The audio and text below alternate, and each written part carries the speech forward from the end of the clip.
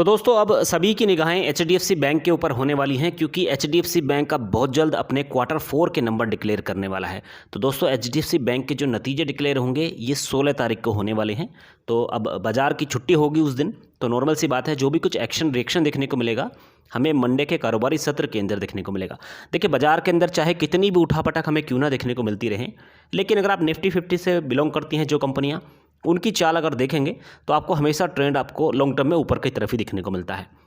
अभी देखिए काफ़ी सारे संकेत ग्लोबली कमज़ोर होते हुए नजर आ रहे हैं जिसकी वजह से उठापटक देखने को मिल रही है। तो इस स्थिति में क्या करना चाहिए, तो शेयर्स की संख्या कम से कम कर दें और तैयारी ओवरऑल नीचे की करके चलें।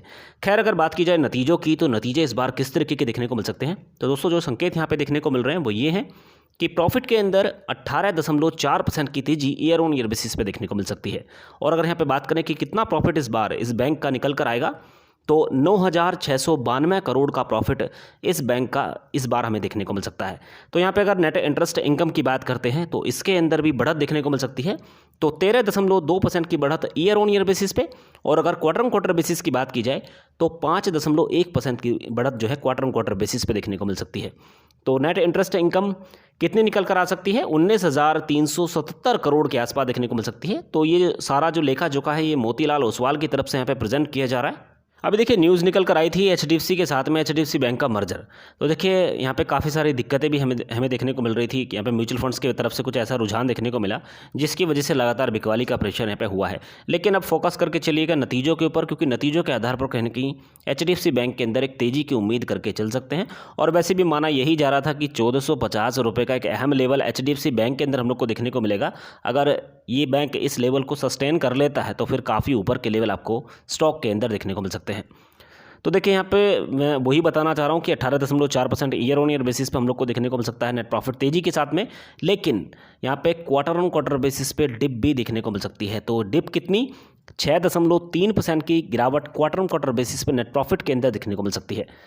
इसी तरीके से इंटरेस्ट इनकम जैसे कि मैंने आपको बताया कि 13.2% ईयर ऑन ईयर बेसिस और 5.1% की तेजी क्वार्टर ऑन क्वार्टर बेसिस पे देखने को मिल सकती है। यहाँ पे अगर बात की जाए ऑपरेटिंग प्रॉफिट की, तो ऑपरेटिंग प्रॉफिट बढ़ता हुआ नजर आ सकता है। 10.6% की तेजी ईयर ऑन ईयर बेसिस पे देखने को मिल सकती है और क्वार्टर ऑन क्वार्टर बेसिस पर लगभग 2.4% की तेजी यहाँ पे देखने को मिल सकती है। कितना निकल कर आएगा, 17,186 करोड़ के आसपास देखने को मिल सकता है।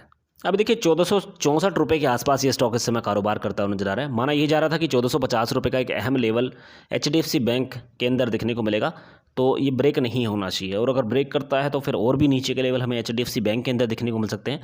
यहाँ पे अगर पिछले 5 दिन देखें चाहे 1 महीना देखें, लगातार उठापटक देखने को मिल रही है। अभी देखिए 1700 रुपये से ऊपर के लेवल आपको स्टॉक के अंदर दिखने को मिले थे। एचडीएफसी बैंक और एचडीएफसी की जो मर्जर की खबरें आई थी उसकी वजह से हमें स्टॉक के अंदर तेजी देखने को मिली थी। वापस अगर देखा जाए तो ये स्टॉक उन्हीं लेवल के आसपास आ चुका है जिन लेवल से स्टॉक के अंदर तेजी देखने को मिली थी। तो दोस्तों लॉन्ग टर्म के हिसाब से तो बहुत ही बेहतरीन बैंक है। पिछले अगर 5 साल की बात करें 95% से ज़्यादा की तेजी शेयर के अंदर देखने को मिली।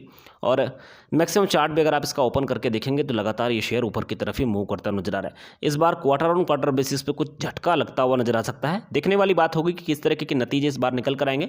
तो 16 तारीख को तैयार रहिएगा, नतीजे ये बैंक अपना पेश करते हुए नजर आएगा। और मार्केट की छुट्टी है तो एक्शन और रिएक्शन अब मंडे के कारोबारी सत्र के अंदर एचडीएफसी बैंक के अंदर देखने को मिलेगा। दोस्तों अगर आप नए हैं, डीमैट अकाउंट ओपन कराना चाहते हैं तो आप स्टॉक्स के अंदर डीमैट अकाउंट ओपन करा सकते हैं। लिंक नीचे डिस्क्रिप्शन बॉक्स के अंदर दिया हुआ है। साथ ही में दोस्तों कहना चाहूँ कि इसी तरीके की लेटेस्ट इन्फॉर्मेशन लगातार इस चैनल पर पब्लिश होती रहती है। अगर आप ये चैनल पहली बार देख रहे हैं तो चैनल सब्सक्राइब करके भी सकते हैं, साथ में बेल आइकन जरूर हिट कर लीजिएगा। Thank you so much for watching.